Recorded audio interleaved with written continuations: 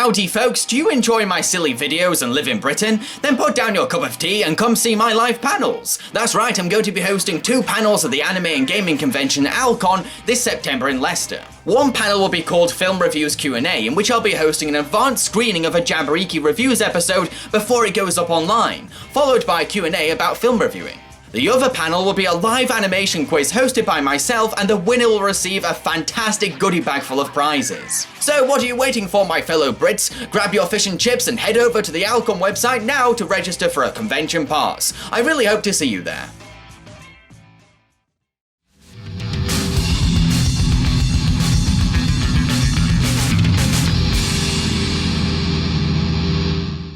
Howdy folks, Jambareeqi here, and welcome to another episode of Jambareeqi Request, the show where you decide what I review. For this episode, you voted for Oliver & Company, as nominated by Pixelated Awesomeness. That's pretty awesome. Oliver & Company is a comedy musical adventure from Walt Disney Animation, inspired by the Charles Dickens book Oliver Twist. It follows a little orphan kitten called Oliver who ends up living with a pickpocket called Fagin and his ragtag gang of pet dogs, led by the charmingly confident Dodger. Unfortunately, Fagin owes money to a mafia crime boss called Bill Sykes, and he only has 3 days left. So Oliver and the dogs go on a mission to help steal profitable items for Fagin, only for Oliver to end up being found and adopted by a human girl called Jenny. How will this change affect the friendship between the dogs and Oliver, and will Fagin get the money in time? A little context first. Oliver & Company was actually one of the VHS tapes that I watched the most as a kid, along with films like Matilda and Hercules. So when going into this review, I didn't feel like I was entering new territory because I was already very familiar with Oliver & Company. However, perspectives change as we grow up, so what do I think of this movie now that I'm a mature and sophisticated adult? This cup is empty. I'm using my imagination.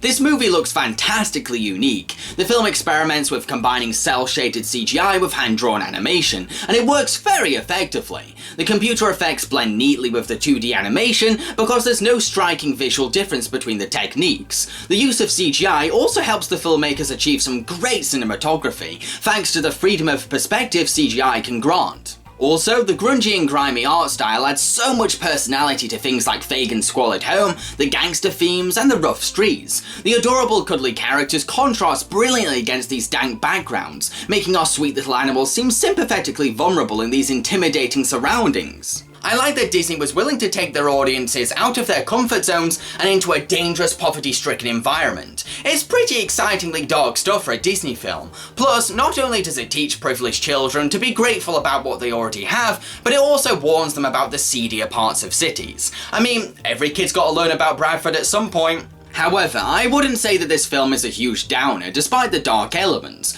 Sure, the dogs argue and fight a lot, but that's their way of dealing with poverty.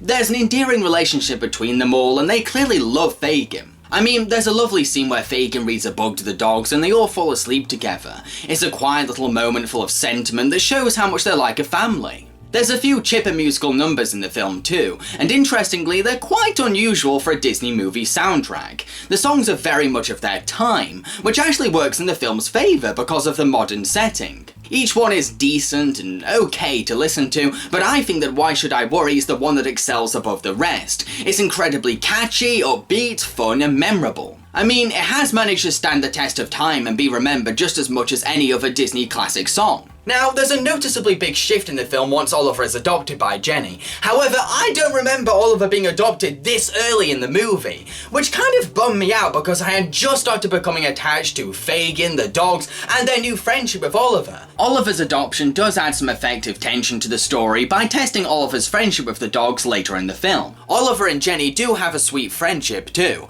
Plus, the adoption does lead to the introduction of Jenny's pampered dog Georgette, who's a riot to watch because she's such a flamboyant diva, and she does serve as a fun, spiteful antagonist against Oliver. But the sudden change of scenery, pace and focus did give me tonal whiplash. It's a bit much to accept in such a short amount of time. I feel like we could have spent more time with the dogs, and the film could have gradually introduced Jenny as the story went along, to make the shift less jolting and add even more heightened emotion to Oliver's departure from the gang. But the film does do a good job melding both plots together when Oliver's families collide in this big, exciting finale. Seriously, this climax is just so ridiculous, crazy, and over the top that it's beyond the word fun. It's brilliant. It's a fantastic way to end the movie. It's like...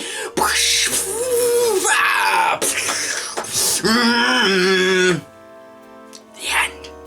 To conclude, I did like Oliver and Company. It's a very endearing movie with a lot of heart that takes some risks by exploring the darker side of modern society in a Disney film. The problem is that the film's narrative does feel like it rushes ahead once Oliver is adopted, which means that we don't get enough satisfying time to spend with Fagin and his dogs before Oliver leaves them. I think with a longer running time, this movie could have had a better flow and more meat to it, but for what it is, I think it's okay. It's a good, cute movie with some praiseworthy qualities. I wouldn't call it one of Disney's best or an underrated gem, but I certainly would encourage people to give it a go.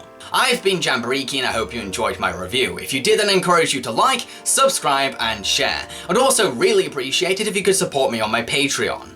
What am I going to review next? Well, that's entirely up to you. How do you decide? Well, here's a guide. Welcome to the guide to nominating a title for Jambareeqi requests. Please pay attention to the following instructions and rules if you wish to nominate a title. Posts that ignore these rules and instructions will be automatically disqualified. Nominating a title for the next episode of Jambareeqi Requests is easy peasy lemon squeezy. Simply go into the comment section below and post the title that you want me to review. Make sure that it's just one title, no lists. Then take a look at everyone else's nominations and give a thumbs up to the ones that you like. The nomination with the most thumbs ups by the deadline will be what I review next. The official deadline will be announced at the end of the video. Here are the rules. Your nominations can only be feature-length movies or short films. Nominations for TV shows or video games will be disqualified. I only have time to review things that won't take me long to experience. Nominated films can be live action, animation, or documentary. Any technique is fine with me. Thank you for listening, folks, and good luck with your nominations.